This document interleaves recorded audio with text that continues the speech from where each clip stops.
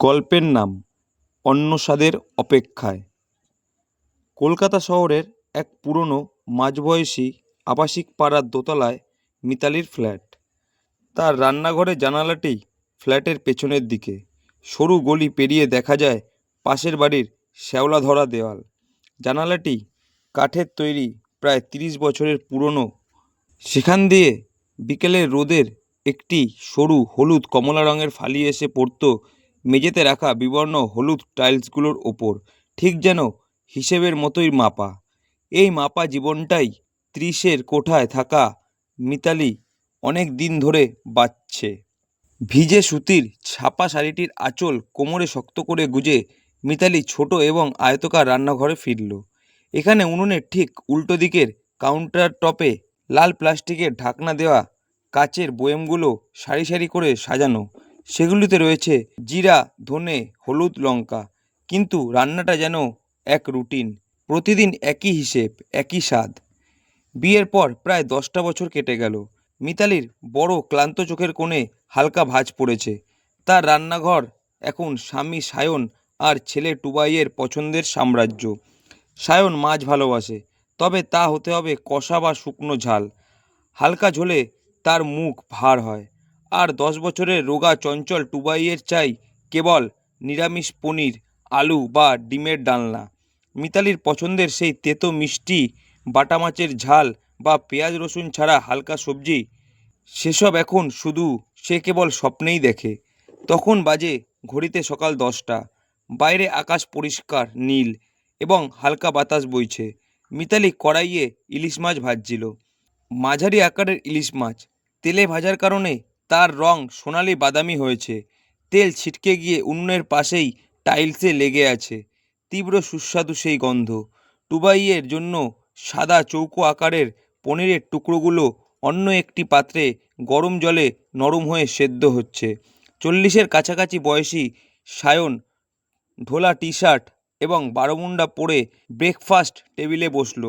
তার মুখ সুশ্রী কিন্তু কিছুটা আত্মতুষ্ট। সে হাতঘড়িটা দেখতে দেখতে বলল, আহ, ইলিশ মাছের কি গন্ধ! আজ রাতে ভালো করে কষিয়ে রান্না করো মিতালি, একদম শুকনো শুকনো ঝাল বানিও। মিতালি তার স্নিগ্ধ হাসি ধরে রেখে উত্তর দিল, চিন্তা করো না, একদম তোমার পছন্দ মতোই হবে। সেদিন দুপুরে রান্না সেরে মিতালি সবে হাত ধুতে যাচ্ছে। তার হাতে পড়া পাতলা সোনার বালাটি জলে ভিজে চিকচিক করছে। ঠিক সেই সময় 70-এর কাছাকাছি বয়সী তার শাশুড়িমা নীলাদেবী রান্নাঘরের কাঠের দরজার সামনে এসে দাঁড়ালেন। তার পরনে ছিল ধবধবে সাদা তাঁতের শাড়ি। দৃঢ় ব্যক্তিত্বের ছাপ স্পষ্ট বোঝা যাচ্ছিল তার শীর্ণ চেহারায়। তার তীক্ষ্ণ কণ্ঠে তিনি জিজ্ঞাসা করলেন, কি রান্না হলো আজ মিতালি?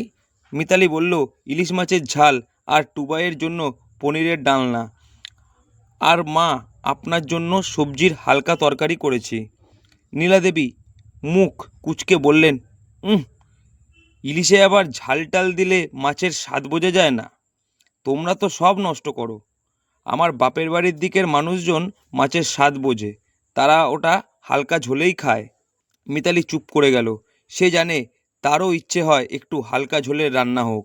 রাতে সবাই ঘুমিয়ে পড়লে মিতালি খাটের নিচ থেকে তেলচিটে মলাটের হলুদ হয়ে যাওয়া পাতার একটি পুরনো রান্নার বই হাতে নেয়। সেখানে তার পছন্দের কিছু রেসিপি হাতে লেখা আছে। আদা ধনে বাটা দিয়ে তৈরি কাঁকড়ার ঝাল। এগুলো কোনোদিনই এই রান্নাঘরে হয় না। মিতালি জানে তার নিজের পছন্দের স্বাদটা এখন কেবল এই বইয়ের পাতাতেই সীমাবদ্ধ। পরের দিন ছিল রবিবার। টুবাই চঞ্চল ও বায়না ভরা চোখে বায়না ধরল, মা, আজ তুমি আমার জন্য কাশ্মীরি আলুর দম আর লুচি বানাও না প্লিজ। সায়নও সঙ্গে সঙ্গে দাবি জানালো, আর আমার জন্য ডাব চিংড়ি বানিও। মিতালি হাসি মুখে রাজি হলো। সকালে বাজারে গিয়ে মিতালির চোখে পড়ল লালচে ধূসর রঙের কাঁকড়াগুলো। দেখা মাত্রই তার নিজের পছন্দের আকাঙ্ক্ষা তাকে জেদি করে তুলল। নিজের জমানো কিছু টাকা বের করে সে মাত্র 4টে ছোট ছোট কাঁকড়া কিনল। সেগুলো ভালো করে রুমাল দিয়ে মুড়ে বাজারের ব্যাগের একটি কোণে লুকিয়ে রাখল। দুপুরে যখন রান্না হচ্ছিল, সায়ন এসে উকি মেরে দেখছিল, দারুণ গন্ধ বেরোচ্ছে মিতালি, ডাব চিংড়ি হচ্ছে নাকি? মিতালি তাড়াতাড়ি তাকে বের করে দিয়ে কাঁকড়াগুলো ধুতে বসলো। সন্ধ্যাবেলা টুবাই আর সায়ন জমিয়ে খাচ্ছিল। মিতালির মন ভার ছিল। সবাই খাওয়ার পরে যখন রাতে ঘুমিয়ে পড়ল, তখন চুপি চুপি করে মিতালি রান্নাঘরে এলো। রান্নাঘরে এসে কেরোসিনের বাতির মৃদু কমলা আলোয় সে সেই 4টে ছোট কাঁকড়া রান্না করলো আদা আর ধনেবাটা দিয়ে, এবং তার সঙ্গে দিল সামান্য ঝাল ও মিষ্টি। সেই চেনা পছন্দের গন্ধটা যেন পুরো রান্নাঘরে ঘুরে বেড়াচ্ছে। নিজের জন্য একটা ছোট স্টিলের থালাতে কাঁকড়ার ঝাল আর অল্প ভাত বেড়ে নিয়ে মিতালি চুপচাপ মেঝেতে খেতে বসলো। প্রথম কামড়টা নিতেই মিতালির ক্লান্ত চোখ জলে ভরে উঠল।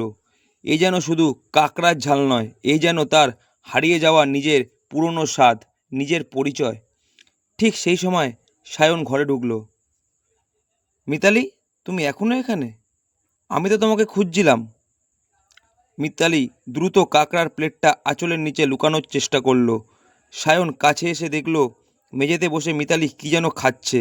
সায়ন জিজ্ঞাসা করলো, কি খাচ্ছ তুমি? আর গন্ধটা কিসের এত রাতে? আর লুকিয়ে কেন? মিতালি ধরা পড়ে যাওয়া অপরাধীর মতো উঠে দাঁড়ালো। একটু তুতলে বলল, এটা এটা আমার পছন্দের একটা জিনিস, তাই লুকিয়ে। পুরো কথা শেষ না করেই মিতালি কাঁকড়ার প্লেটটা লজ্জা মিশ্রিত বিস্ময়ে সায়নের দিকে এগিয়ে দিল। সায়ন প্লেটটা দেখল, তারপর মিতালির দিকে তাকালো।